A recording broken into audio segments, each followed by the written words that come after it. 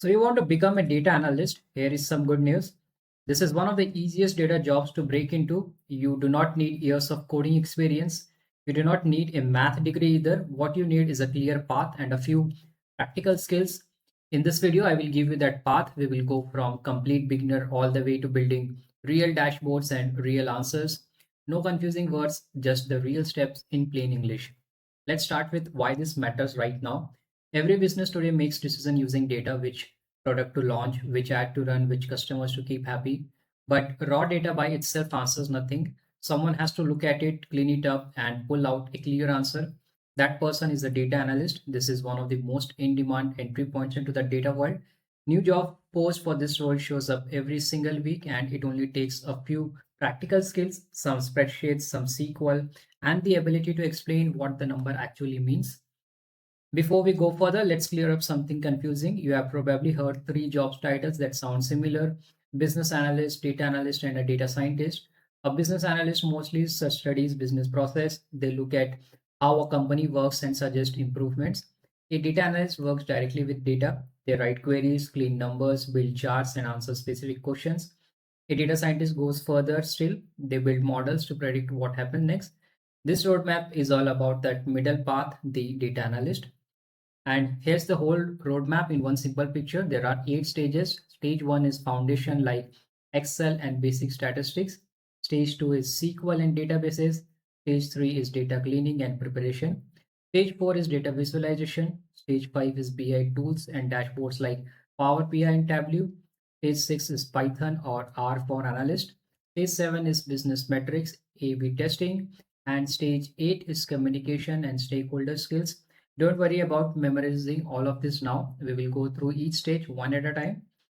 Every data analyst starts here, stage 1, no matter how advanced they become later. First, Excel and spreadsheets, pivot tables, formulas, and clean rows and columns. This is still the most used data tool in the world. Second, basic statistics, just averages, percentage, and simple distribution. Nothing too advanced yet. Third, understanding data types and structure, rows, column, keys, and how different tables connect to each other. Fourth is analytical thinking, learning to break one big messy question into few small answerable ones.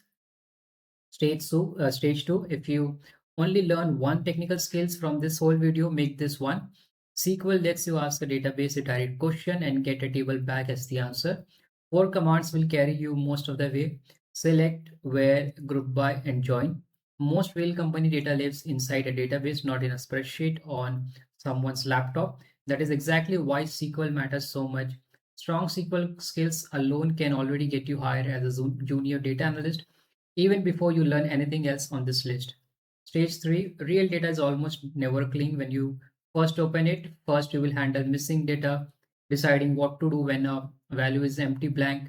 Second, you will remove duplicates, catching the same row that got counted twice by mistake. Third, you will standardize formats, making sure dates, names, and units all match properly.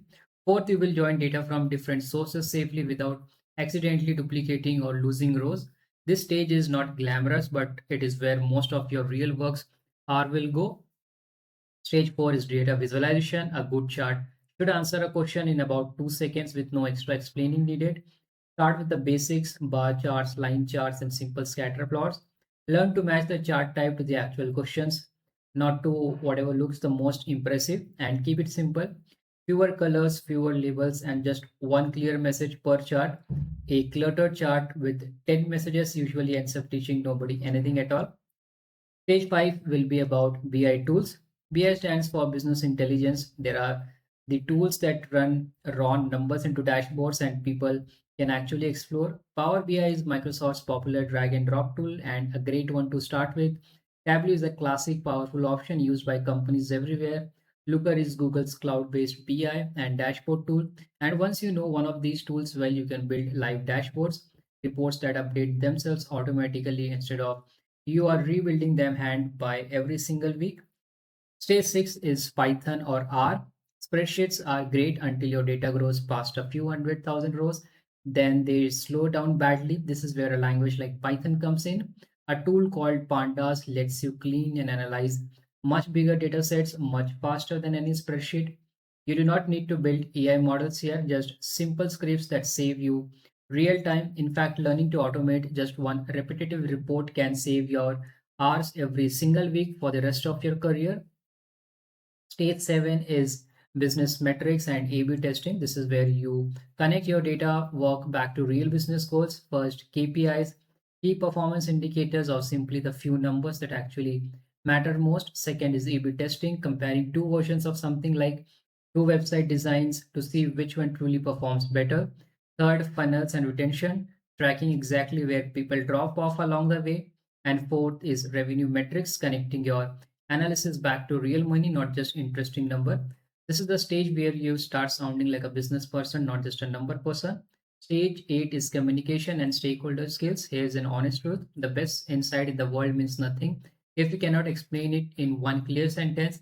Learn to lead with the answer first and only then show the data that supports it. Practice presenting to non-technical people, not just to other analysts who already understand the jargon. In most companies, strong communication is the real difference between a junior analyst and a senior one. Let's pull all of that and put it into one simple sheet, your 2026 data analyst toolbooks. For spreadsheet, you have Excel and Google Sheet. For database and SQL, you have MySQL, PostgreSQL, and BigQuery. For BI and dashboard, you have Power BI, Tableau, and Looker. For scripting, you have Python, Pandas, and R. For metrics and testing, you have KPIs, A/B testing, and funnels.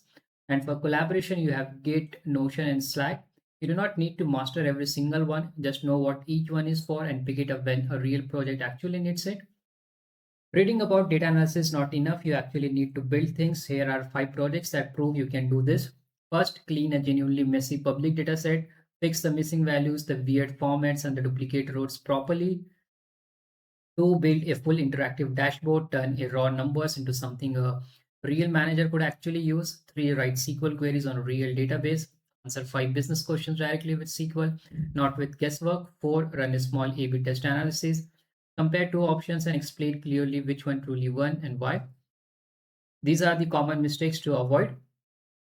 Mistake 1, over relying on Excel, never learning SQL or a scripting language at all. Mistake 2, making charts too busy, cramming 5 different messages into one confusing chart. Mistake number 3, skipping the real question, analyzing data without truly knowing what's being asked. Mistake number 4, presenting numbers instead of answers, just reading out data instead of giving people a clear takeaway. Spot these mistakes early and you will move a lot faster than other people.